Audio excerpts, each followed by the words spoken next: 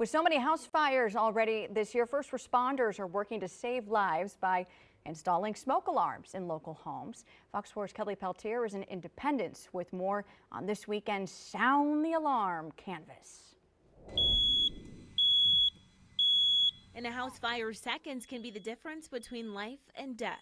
As long as they have enough oxygen and fuel to grow, they'll double in size every 30 seconds. So that's why early notification or early discovery of a fire is so critical. This weekend, the Independence Fire Department and American Red Cross are installing smoke alarms in the Englewood neighborhood, an area with older homes that are more susceptible to catching fire. Studies tell us that you only have 2 minutes to get out of a home once the smoke alarm goes off.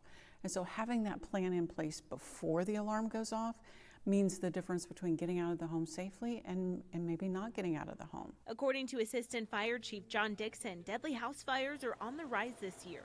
He says firefighters have saved nearly 20 people's lives so far. Smoke alarms are kind of one of those things, kind of out of sight, out of mind. People forget to test them or they forget to check the batteries, and so that's why we always preach it as much as we can. All right, have a good day. He says 2/3 of all deadly house fires don't have working smoke alarms, but having them installed cuts your risk of fatality by more than half.